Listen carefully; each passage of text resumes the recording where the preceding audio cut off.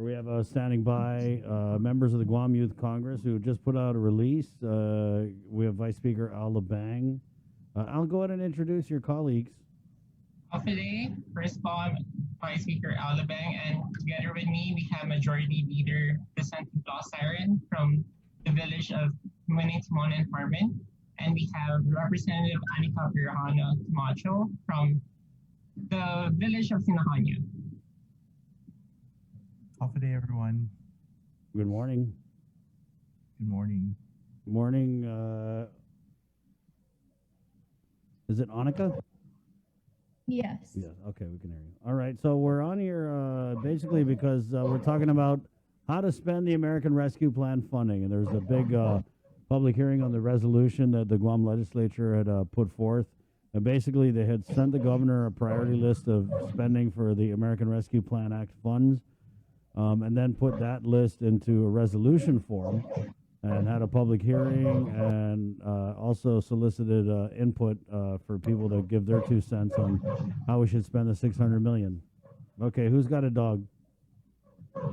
That's mine, sorry. No worries. Little dog, big dog. Big one. Purebred or Booney? Rottweiler. Rottweiler. Oh, wow. All right, so yeah, your release that went out, Vice Speaker, just touch on that a little bit, and then we'll just jump right into it. So yeah, Majority Leader Vicente Siren and I came up with a press release on regards to the American Rescue Plan, and it's very important that youth voice should have been included and added to planning on how to spend the rescue plan, because it's important that everyone that is part of this community should be aware on where that money should be spent and how should it be spent. And it's also our duty as voters and everyday people to know where, and even taxpayers to know where the money would go. And everyone should be involved in the process. Monica? Yeah, as representatives, we do have the responsibility to ensure the needs of our youth, who are our constituents. Our constituents consist of ages 14 to 22. And with this, from a political perspective, we do not receive a lot of attention because we aren't a strong voting bloc. In fact, most of our constituents and members of Youth Congress cannot even vote. So it becomes our body's responsibility to ensure that some of the federal funding will go to programs that will help benefit the youth. Vicente? Yes, definitely. I just want to extend the sentiment shared by my colleagues previously to say that the youth are the future of our island, and we are the leaders of the present, but we are also the leaders of tomorrow. And so ensuring that we have programs in place and a set infrastructure that allows the youth to grow on Guam is essential and important for the well-being of our island. And I think we all can share in the same sentiment that the COVID-19 pandemic has brought a lot of issues forward and a lot of new challenges forward. And so this fund seems like a great opportunity to combat those challenges and to improve the lives of not only the youth, but all people who call Guam home. In looking at the list that the senators had given over to the governor, there was quite a few. I want to say over 10 million that was they were trying to give to GCC and the University of Guam, and this is relative to scholarships for professional, technical, medical fields. And I want to say they also had wanted to put money in some of the work programs at GCC. I don't recall offhand if they had any money for DYA, but when you talk about, allocating, earmarking any of these ARP funds to spend on the youth, it's a very general statement, right? So let's get into the specifics, shall we? Definitely. So I can agree with all of my colleagues here that we do have some recommendations as far as allocations for the RP fund. And thank you again for the opportunity to speak about them. Like all days, the sun rises, and we have been afforded this opportunity to reinvest, rebuild, and recuperate our local economy and infrastructure. And this will help better the lives of those who call our island home and continue improving the quality of lives for all people. And so things like upgrading the Guam Memorial Hospital with new advanced equipment that will allow medical personnel to better facilitate healthcare needs and that will expand the portfolio and potentially lessen costs for patients. And investing in our local economy, empowering small businesses through support of the allocation of $30 million to the Guam Economic Development Authority in order to ensure their stable recovery and continued success. Enabling the Guam Visitors Bureau to make necessary repairs and assist in rebuilding the tourism industry, an essential sector of our island through an allocation of the $38 million, as well as even improving public transportation. Just to echo the sentiments of former Speaker of the Guam Youth Congress, Raven Santos, a lot of youth have to pass up opportunities just because of the fact that they do not have access to proper and efficient transportation. And so it's essential that we allow the citizens of our island, especially the youth, to travel through the island in a safe and efficient manner. Wow, all of that. And yeah, if I may also add on, I think we should also focus on diversifying our economy because I know we have tourism industry and it's great, but at the same time with pandemic, it's hard that our economy, especially looking at businesses in 2 months, some of them are shut down for a long time now. And I think we should also focus on the agriculture and agriculture industry here in Guam. And also, like, I believe in the last Guam legislature, Senator Lee is like pushing for telecommunications here on Guam and making Guam as a tech hub here in Oceania and Asia. And also, I think we should also focus on building a new hospital, which is a big issue since I think I was in middle school and I'm already on my 4th year of college. And I think we should also invest on unemployment insurance program and something that this pandemic really taught us. Like, we have a lot of people who are unemployed and they cannot rely on anything. And with unemployment insurance program, they have some benefits that they can receive while they're unemployed and at the same time finding a job that is suitable for them. What do you guys make of the governor's plan to use, I think, some $300 million? The senators had wanted to put $200 million, but the governor wants to use $300 million to build a new hospital. I think they can find a compromise on that and probably either 300 or 200, which one is better. I think that's for them to plan on how much they should spend on the hospital, but they also need to put aside other things for other areas of our community, such as education and public safety. Yes, to also add on what my colleague said, the pandemic has also shown the importance of our island's well-being and overall health. And before I propose any solutions and how to allocate this rescue plan, I want to identify the major problems our youth faces, which is mental health and suicide, obesity, drugs and alcohol abuse. And in regards to the importance of sports complex, the importance of physical education, we can set aside funds to fix the Hagåtña and Dededo pool. Now, the Hagåtña pool was closed on January 17, 2020, and it is still closed. And one of the reasons why the pool closed was because of the toxic chlorine levels and the presence of chloroform bacteria. Additionally, it was noted in a January 2020 Pacific Daily News article that the pool's sand filtration system needed to be decrystallized, and it is apparent that the funds for the pool were declining over the years. However, it is essential to fix swimming pools. The cost to fix the systems and tanks of the pools are about $200,000. Additionally, the maintenance for both public pools is said to cost about $330 per year. And with the $600 million rescue plan that Guam now has, it is important to set aside a portion of those funds to repair and maintain the Hagåtña and Dededo pool. And as islanders, we are always surrounded by the ocean, and there is no justification as to why not all our children in the island do not know how to swim properly or at all. And I attended the Academy of Our Lady of Guam. I still attend the Academy of Our Lady of Guam, and it was required for our sophomore year to take a semester of swimming. My class was fortunate enough to be the last class to utilize the swimming pool for our swimming lessons. And whilst taking swimming lessons, I also saw other people training for competitions, like the Olympic Guam hopefuls. It is disheartening as these Olympic hopefuls weren't able to train because the pool closed and the pandemic has also hit. We are not just focusing on Olympic swimming hopefuls, but also other athletes who use the swimming pools to cross-train with their sport. And with the 600 million, it is important to support sports and the Guamanian athletes who need to be given more recognition for their hard work in representing our island in the sports that they do. We have so much incredible athletes here. It is essential that we promote the importance of sports to Guam's youth and to all Guamanians in general. Additionally, it is important to maintain the sport complex and basketball courts that we have on our island.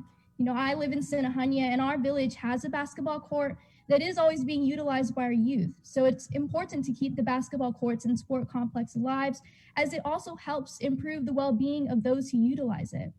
Because of the pandemic, the parks also are always being utilized for those who want to exercise or just to spend time with their family and friends. And with this, the 600 million, again, should also be used to help fund Guam's parks, recreation programs to help maintain the parks and create a safe environment for Guamanians. And with the investment in sport complex and promoting the importance of well-being, this can also subsequently help in addressing Guam's obesity problem. According to a 2018 Stable Guam Diabetes article, there is a dire diabetes epidemic on Guam. And to add to that devastation, there are minimal data to inform solutions. Nearly 12% of all adults in Guam have diabetes. Diabetes is the fourth leading cause of death on Guam, with obesity affecting almost 22% of Chamorros and being a major risk for diabetes. Furthermore, Guam has a higher rate of childhood obesity than the mainland US at 23%, and those are staggering and frightening numbers. With this, obesity is a major problem that occurs on our island, especially among Guam's youth. In addition to promoting and funding sports complex, we also need to promote the importance of health and well-being, help fund programs such as the Stay Well Guam Diabetes Foundation, and raise awareness to the risk of diabetes. Additionally, we need to also help fund the research of diabetes on Guam, and the $600 million plan can greatly accomplish this. Now, in regards to the drug and alcohol abuse that occurs on our island, especially among our youths, according to a 2021 KUAM article, some 46% of high school youth obtain marijuana one or more times in their lifetime. And according to GBHWC, Guam Behavioral Health and Wellness Center, 20% of middle school students on island have used marijuana at least once in their lifetime. Drug abuse is a great detriment toward the health of our island, especially toward the health of our youth. You know, young people's brains are growing and developing until they are in their mid-20s, and taking drugs when young can interfere with the developmental processes occurring in their brain. Taking drugs when young can also interfere with developmental processes that occur in the brain. And people who utilize drugs when they're young, they're likely to be addicted to that drug as they age, which can put them at risk for having heart disease, lung problems, having high blood pressure, and also experiencing sleep disorders. Even alcohol, again, is a great detriment towards the well-being of our island, especially our youth. So to help mend this issue we have on Guam, it is important to support programs that spread the importance of living a drug and alcohol-free lifestyle and showing the detrimental effects drug and alcohol can cause one to experience. So with the rescue, $600 million rescue plan supporting such programs, such as the Youth for Youth, who specialize in educating teens on the detrimental effects of drugs and alcohol, and also promoting an alcohol and drug-free lifestyle is important. Additionally, we also need to support Guam's behavioral and wellness center programs, as their efforts and research are essential to the well-being of our youth. Now, lastly, suicide. According to a 2018 Post Guam article, Guam's Child Death Review Team released data examining the 298 deaths of children and young people in Guam between 2013 and 2016. Suicide was listed as the leading cause of death for youth, 15 to 24, and the second leading cause of death for children ages 10 to 14. The pandemic has not been much of a help either, as the suicide rates have proliferated since the beginning of the pandemic. This is why it is important to continue to fund suicide prevention plans, suicide hotlines, and organizations, communities that deal with these kinds of issues. Guam Behavioral Wellness Center has a myriad of suicide prevention programs, and to also circle back into the importance of sports and physical activity. Physical activity can help improve the well-being and mental health of our youth and Guamanians in general, which is why it is important that we allocate a portion of the rescue plan towards, physical education, the importance of sports centers, and all that. Wow. Yeah. Well done. Good job. Awesome talk there, Annika.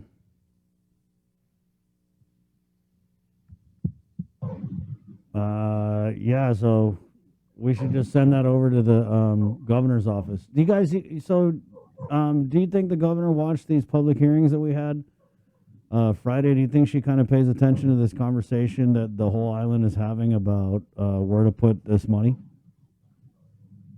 I believe that, yeah, I think they should listen to at least like everyone who's speaking in those public hearings, because it's very important to include people into decision making on how this fund should be spent. And I know $600 million is a big responsibility put on us by the federal government. Right on. Good job, guys. So you come out with this release. Walk us through the process, right? So I know that you guys operate in your own bubble, but when you come out with a release like that, do you get these calls or, any contact from elected leaders saying, hey, good idea, or hey, we want to, fold you into this conversation? Yeah, most of the time we do. And the Guam legislature, especially a lot of those who often they won't help, especially our oversight chair, Senator Amanda Shelton. And so, as Guam Youth Congress representatives, we find it important to build these relationships with each government and really work and collaborate with them in order to make an impact, a profound impact on our island.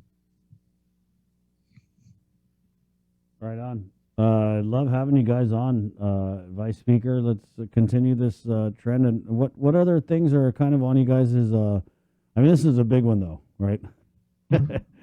Coming up with a spending plan. But what other issues are you guys looking at? So last Saturday, we just had a session on ending cash bail. And yeah, we had a bill that one abolished cash bail. And yeah, I know there's two sides on here. Like, some of us do agree with it, some of us don't agree with it, but at the end of the day, we work it around. How do you guys? Yeah, also, go ahead, Annika. Because of the pandemic, education for Guam's youth is important, and it is a priority of mine. Education is essential. It provides stability in one's life. It's what exposes the youth to the opportunities and careers that exist out there and on Guam. Science, STEM, science, technology, engineering, and mathematics education is essential, and we need to support the yearly science fair that occurs in our island and give our youth more exposure to careers in STEMs through internships. I myself have experienced the wide-ranging benefits a STEM internship gives you and what our island-wide science fair can offer. I have done the NOAA and NSF Include science internships that exposed me towards the different fields of science our island can offer and allowed me to gain firsthand experience in doing so. Also, science fairs are dear to me because I have done science fairs since I was in 5th grade and actually the overall winner for the recent island-wide science fair we had. Furthermore, Ms. Claudia Taitano is Guam's greatest advocate towards promoting science, and without her and individuals like her, the science programs would greatly suffer here on Guam and probably wouldn't exist in the caliber that it does today. The pandemic has shown the great importance of science and the great importance of supporting science, especially in our youth. It is our scientists and doctors, medical professionals who have allowed us to stay alive and healthy during this pandemic. And without our great scientists and medical professionals on Guam, we would not be in the amazing position we are in presently. It does not hurt that our governor is a nurse herself and understands the importance of science and exposing our youth to that. And I was also glad to see the lieutenant governor in the island-wide science fair award ceremony last week, showing he does show a great concern towards the youth and towards STEM. So we should continue to invest in science on Guam and hopefully utilize some of that $600 million towards science, as it has helped us towards this pandemic and will continue to help us in the future. No further questions, Your Honor. Guys, Al, thank you for coming on. Wow, that flew by, a half hour. Thank you for having us. Of course, let's continue this. So we'll get you guys on next week. Thank you. Right on. Plenty of comments here. My WhatsApp's blowing up. People are messaging me. Wow, these guys sound better than most of our leaders. Good job to our Youth Congress DM Thai comments. And Shamarita Regis, I'm so speechless. Way to go, Annika Camacho. That's the voice that Guam needs in Congress. Thank you, guys. Thank you. This session of the Youth Congress is adjourned. Where's your gavel? I need a gavel. I need to borrow Lieutenant Governor's hammer. Yeah. We'll see you guys. Thank you. Thank you. Right on. Good talk there, guys. How was that, Jay? That was phenomenal. Yeah, pretty good. I mean, it's one thing to read like a prepared statement, but you could tell they put a lot of thought into it. I think it was also very pragmatic. And the legislature is going to say, because okay, everybody needs to know that the Guam legislature puts a lot of faith into the Youth Congress. I mean, their ideas are